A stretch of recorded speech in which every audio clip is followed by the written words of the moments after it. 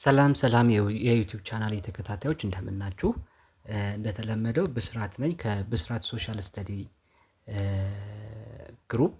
ብስራት ሶሻል ስተዲ ቴሌግራም ግሩፕ ላይ ከዚህ በፊት እንደነገርኳችሁ የተለያዩ የሶሻል ሳይንስ ትምህርቶችን በተመለከተ የተለያዩ የአሳይመንት የሪሰርች እንዲሁም የፕሮጀክት እገዛዎችን የምትፈልጉ ተማሪዎች ብስራት ሶሻል ስተዲ እያላችሁ ቴሌግራም ላይ ሰርች በማድረግ ማግኘት ትችላላችሁ። ከዚህም በተጨማሪ ቪዲዮ እንዲሰራላችሁ ያልገባላችሁ ዩኒት ያልገባችሁ ሃንድአውት ካለ እሱን ልካችሁ ቪዲዮ እንዲሰራላችሁ ማዘዝ ትችላላችሁ ማለት ነው። በዛሬው ክፍል የምናየው ስለ አካውንቲንግ ኢኩዌሽን ነው። ብዙ ጊዜ አካውንቲንግ ትምህርት እንዲገባን የግዴታ ስለ አካውንቲንግ ኢኩዌሽን ማወቅ መቻል አለብን እና ያው ብዙ ጊዜ አካውንቲንግ የሚማር ሰው አሴት ኢዝ ኢኳልስ ቱ ላያቢሊቲ ፕላስ ካፒታል ሲባል ብዙ ጊዜ ይሰማል እና ምን ማለት ነው ያ አሴት ኢዝ ኢኳልስ ቱ ላያቢሊቲ ፕላስ ካፒታል ስንል ምን ማለታችን ነው የሚለውን በዛሬ ክፍል እናያለን። ግልጽ እንዲሆንላችሁ ያህል በምሳሌ ሳስረዳችሁ፣ ለምሳሌ የሆነ ጓደኛ አላችሁ እንበል እና ይሄ ጓደኛችሁ አገኛችሁትና እያወራችሁ ምን ይላችኋል? እኔ እኮ ትምህርት ቤት ከፈትኩኝ ብሎ ይነግራችኋል። ቢዝነስ ከፈተ ማለት ነው። የእናንተ ጓደኛ ቢዝነስ ከፈትኩኝ ብሎ ይነግራችኋል እና ዋው በጣም ደስ ይላል ምናምን ስትሉት ኑ እንደውም ትምህርት ቤቴን የከፈትኩትን ቢዝነስ ላሳያችሁ ብሎ ይዟችሁ ይሄዳል ማለት ነው። የእናንተ ጓደኛ ቢዝነስ ከፍቶ ቢዝነሱን ሊያሳያችሁ እየሄደ ነው ማለት ነው እና እዛ ስትደርሱ የተከፈተው ትምህርት ቤት ውስጥ በጣም ብዙ ሪሶርሶችን ታያላችሁ። ማለትም ለምሳሌ ዴስኮች አሉ፣ የማስተማሪያ መጽሐፍቶች አሉ፣ ብዙ አሴቶች አሉት ይሄ ትምህርት ቤት ማለት ነው። ስለዚህ ከዛ ዋው በጣም ደስ ይላል፣ ትልቅ ትምህርት ቤት ነው የከፈትከው፣ እንኳን ደስ ያለ ትሉታላችሁ ጓደኛዎቹን። አዎ በጣም ደስ ብሎኛል፣ ብዙ ለፍቼበታለሁ ምናምን ይላችኋል። ግን ይሄን ሁላ ንብረት እንዴት አድርገህ ገዛኸው? ብሩን ከየት መጣ ስትሉት ያው ግማሹን ራሴ ነኝ የከፈልኩት፣ ግማሹን ግን ተበድሬ ነው ያመጣሁት ይላችኋል። አያችሁ ምን እያላችሁ ነው? ትምህርት ቤት ውስጥ የምታዩት አሴት የመጣው ግማሹ በምንድን ነው? በብድር ነው። ያ ብድር ምን እንለዋለን? ሊያቢሊቲ ብለን እንጠራዋለን። ግማሹ ደግሞ የመጣው በምንድን ነው? ራሱ ጓደኛችሁ ካጠራቀመው ገንዘብ ላይ አውጥቶ ነው የዛን የትምህርት ቤቱን አሴት የገዛው ማለት ነው። ያንን ምን እንለዋለን? ኢኩዊቲ እንለዋለን። ስለዚህ ትምህርት ቤት ውስጥ ያ የምታዩዋቸው እቃዎች እንዳለ ማለትም አሴቶቹ የመጡት ግማሹ በብድር ነው፣ ግማሹ ደግሞ ጓደኛችሁ ባጠራቀመው ገንዘብ የተገዛ ነው ማለት ነው። ስለዚህ ማንኛውም ቢዝነስ ያለው አሴት ሊመጣ የሚችለው በብድር ከሚገኝ ገንዘብ ማለትም ከላያቢሊቲ እና ድርጅቱን ከከፈተው ሰውዬ በመጣ ገንዘብ ማለትም በኢኩዊቲ ምክንያት ነው ማለት ነው። ይሄ ነው የአካውንቲንግ ኢኩዌሽን ብለን የምንጠራው። አሴት ኢዝ ኢኳልስ ቱ ላያቢሊቲ ፕላስ ኦነርስ ኢኩዊቲ ብለን የምንጠራው ይህንን ነው ማለት ነው። ታዲያ እዚህ ጋር ማወቅ ያለብን ነገር ምንድነው? ሁል ጊዜ በአካውንቲንግ ማንኛውንም ትራንዛክሽን ሪከርድ በምናደርግበት ጊዜ አሴት ኢዝ ኢኳልስ ቱ ላያቢሊቲ ፕላስ ኢኩዊቲ የሚለው ሁል ጊዜ እኩል መሆኑን ቼክ ማድረግ አለብን። ሁል ጊዜ ይሄ አሴት የአሴት ሳይድ በዚህ በኩል ያለው ሳይድ ከሊያቢሊቲ እና ከኢኩዊቲ ጋር ካለው ከዚህኛው ሳይድ ጋር ሁሌ እኩል መሆን መምጣት መቻል አለበት። ለዛ ነው መሀል ላይም እኩል ይሆናል ምልክት የምንጠቀመው። አሴት ኢዝ ኢኳልስ ቱ ላያቢሊቲ ፕላስ ኢኩዊቲ ስንል አንድ ትራንዛክሽን ሪካርድ አድርገን ስንጨርስ በአሴት በኩል ሪካርድ ካደረግን በሊያቢሊቲ ወይ በኢኩዊቲ በኩል ሪካርድ የምናደርግበት አጋጣሚ ሊኖር ይችላል። ወይም ደግሞ አሴት ጨምሮ ከሆነ ሊያቢሊቲ አሴት ራሱ ቀንሶ ይሄ ኢኳሊቲው ግን ሁሌም እኩል እንደሆነ መቀጠል መቻል አለበት ማለት ነው። እስቲ ይሄ ምን ማለት ነው የሚለውን በትራንዛክሽን እኔ ምን ይለናል? ለምሳሌ የመጀመሪያው ትራንዛክሽን ኦነር ኢንቨስትድ 10,000 ካሽ ኢንቱ ቢዝነስ። ስለዚህ የአንድ ድርጅት ባለቤት ድርጅቱ ላይ ምን አደረገ? 10,000 ብር ኢንቨስት አደረገ። ስለዚህ ቅድም ምን ብለናል? አሴት ኢዝ ኢኳልስ ቱ ላያቢሊቲ ፕላስ ኢኩዊቲ ነው ወይም ካፒታል ነው ብለናል አይደለ?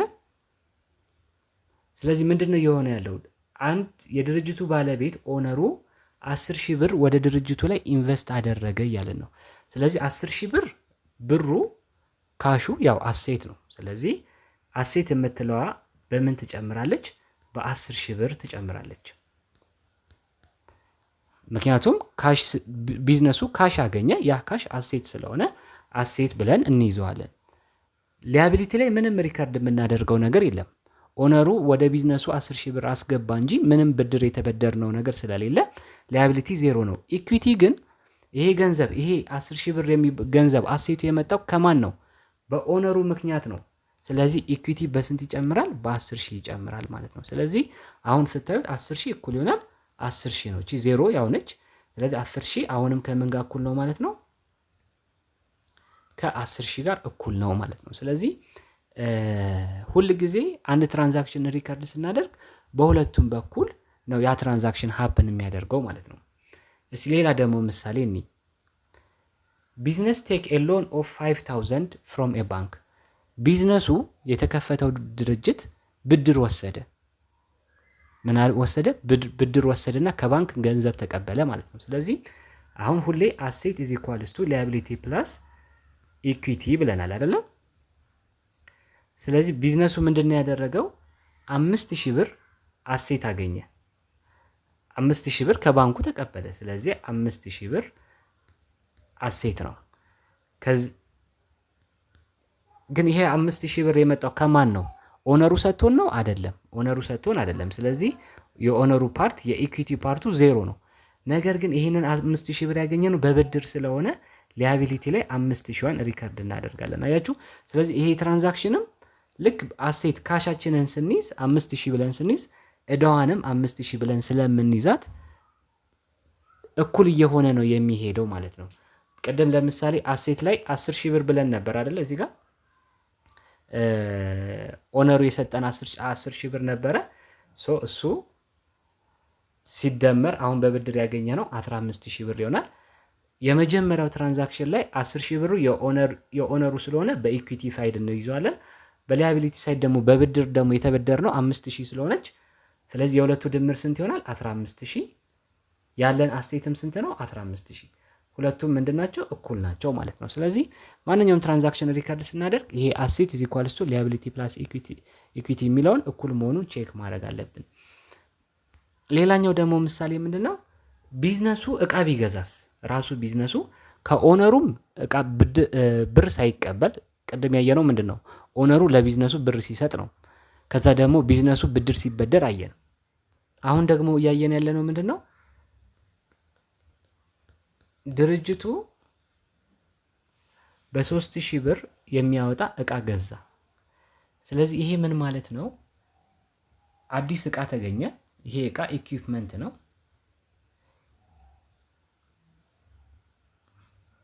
ይሄ ኢኩዊፕመንት አሴት ነው። ስለዚህ የድርጅቱ አሴት በ3000 ብር ጨመረ። ግን እቃው የተገዛው ራሱ ድርጅቱ ነው የገዛው። ሲገዛ ካሽ ይከፍላል። ድርጅቱ ካሽ ያለውን ካሽ አውጥቶ ነው መቼስ ይሄን እቃ የሚገዛው። ስለዚህ ካሹ ደግሞ ምን ይሆናል ማለት ነው? ይቀንሳል ማለት ነው። ስለዚህ መልሶ አሴት ሳይድ ላይ በ3000 ብር የ3000 ብር የሚያወጣ ንብረት ድርጅቱ ሲያገኝ በተመሳሳይ ሰዓት የ3000 ብር ገንዘብ ይከፍላል ድርጅቱ። ስለዚህ መልሶ ስለሚጣፋ የአሴት ኢዝ ኢኳልስ ቱ ሊያቢሊቲ ኤንድ ኢኩዊቲ የሚለው ባላንስ እኩል እንደሆነ ይቀጥላል ማለት ነው። ይሄ እንግዲህ የአካውንቲንግ ኢኩዌሽኑን የምንረዳበት በዚህ መንገድ ነው። አሴት ኢዝ ኢኳልስ ቱ ሊያቢሊቲ ፕላስ ኢኩዊቲ የምንለው ይሄን ይመስላል ማለት ነው። በቀጣይ ቪዲዮ ስለምን እናወራለን? ስለ ኖርማል ባላንስ ሳይድ ኦፍ አካውንትስ ማለትም አሴት ጆርናላይዝ ስናደርገው አሴት ኖርማሊ የሚጨምረው በዴቢት ሳይድ ነው፣ ረቨኑ በክሬዲት ነው እየተባለ ትማራላችሁ አይደለ? ያ ምን ማለት ነው? እንዴት ነው የሚሰራው የሚለውን ትራንዛክሽን እያየን በሚቀጥለው ቪዲዮ ላይ ይሰራላችኋለሁ ማለት ነው። ይህንን ሾርት ኖት ማግኘት የምትፈልጉ ከሆነ ይህንን ሾርት ኖት ብስራት ሶሻል ስተዲ ብላችሁ ቴሌግራም ላይ ሰርች ስታደርጉ እዛ ቴሌግራም ላይ ታገኙታላችሁ። የምትፈልጉትንም ቪዲዮ እንዲሰራላችሁ መጠየቅ ትችላላችሁ። እንዲሁም ደግሞ ሪሰርቾች፣ ፕሮጀክቶች ማሰራትም የምትፈልጉ እዚህ ብስራት ሶሻል ስተዲ የሚለው ቴሌግራም ቻናል ላይ ጥያቄያችሁን ማቅረብ ትችላላችሁ። አመሰግናለሁ። ባይ ባይ።